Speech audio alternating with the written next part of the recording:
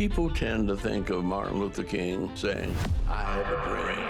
But he was a young man, and he really played a decent game of basketball.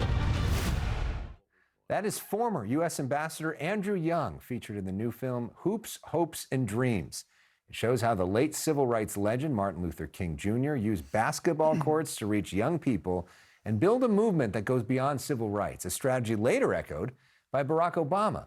The film weaves together archival imagery, animation that brings it to life, and personal conversations with figures from sports, politics, and the civil rights movement. And it's about to debut on Hulu. Joining me now is the director and producer of Hoops, Hopes, and Dreams, Glenn Kaino. Congratulations. Thank you. It's fantastic. Thank you so much. As somebody obsessed with basketball and politics, it's totally spoke to me. We made this for you.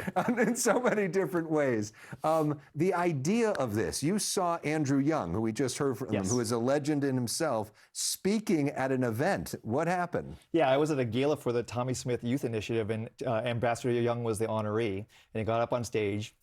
And like a lot of people, he just took with Tommy, he tried to talk about how great he was as an athlete. And the first thing he said was, "Tommy, did I ever tell you how the time that Dr. King and I used to play basketball to connect with kids in the civil rights movement?" I dropped my fork, ran to the parking lot, ambushed him in the parking lot, and asked his permission to tell the story, and he thankfully agreed. And he did, and he tells the story, and he tells the story about Dr. King as a basketball player and walking into a gym, taking off his jacket, but still being in a shirt and tie and shoes, and then playing pretty well on the basketball court. And you animate this so that people kind of get a sense of what it looks like, literally bringing it to life. How was Dr. King in terms of his jump shot and his game? Well, I asked Andrew Young, I said, were you guys any good? And he said, "We were terrible, but when we were doing God's work, we could hit it from anywhere on the court." He said, "If you're trying to go, keep peace in the streets, everyone becomes Steph Curry." Yeah. And so, but yeah, it was great. And we animated it because Ambassador Young also told us that he was the photographer for the movement. So we're like, "Oh, this is great. You're going to give us the photo of you and Dr. King playing basketball." And he said, "No, that photo doesn't exist." I said, "How do you know?" He says, "I was on the court." There's nobody to take the picture. Exactly. But what was it about basketball that allowed them to break through to people that may not have listened? I think for them, it was the matter of like they got to upfront it in community. And they were able to show, and we'd like to say that the film brings our heroes down to our level. We can meet them on the court, but also paint a pathway for us to all aspire to be at their level. And it was just a great community way for them to get people together. And you go from Dr. King to Barack Obama, who also played basketball for most of his life, and then was not shy about playing basketball on camera while he was president and after he was president. Watch this clip.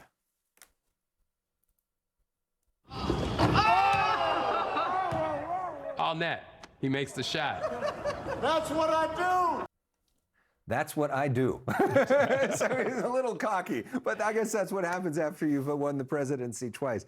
And you work with Reggie Love, who was Obama's personal aide, who won the national championship as a basketball player at Duke. And he tells the story about how basketball became part of their election day ritual. Yeah. Reggie talks about how it was good luck for them to play basketball on primary days and election days when they were killing the time to figure out when the results came in.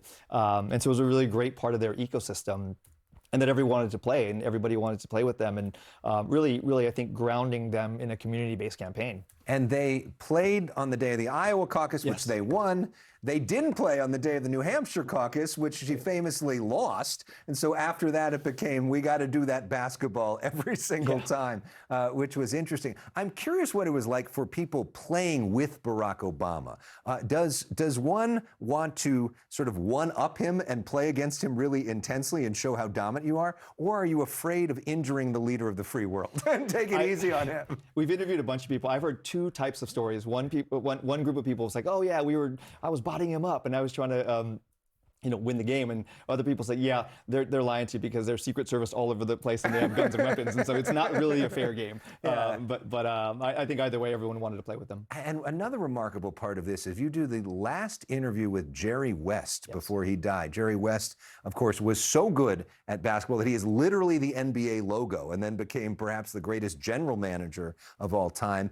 He was a white guy from West Virginia who came to the league at a time when there was segregation. And he talks about that. Yeah, and we really wanted to have, representation from Jerry's generation who was aware and who really were part of that generation that broke through, the conversation about civil rights, with teammates and whatnot. And yeah, we were able to get Jerry to talk a few weeks before he passed. Yeah, what a legend. So many legends involved in this whole thing. Basketball, though, it is kind of the great democratic sport, small d, right? Yeah. Because golf is expensive, skiing is expensive. There's a lot of barriers to entry in some of these other games, tennis, other things. But basketball, pretty much anybody can play. You just need a basket and a hoop. Yeah, you just need a hoop and a ball. A hoop and a you can ball, play I by should yourself. say, You don't even yeah. need a friend at some point. You can just start shooting. But yeah, I think it scales really well. You can play it by yourself, and communities rally around it. So when can people see this? Monday, January 19th on Hulu. And that, of course, is Dr. Martin Luther King Jr. Day. Makes sense.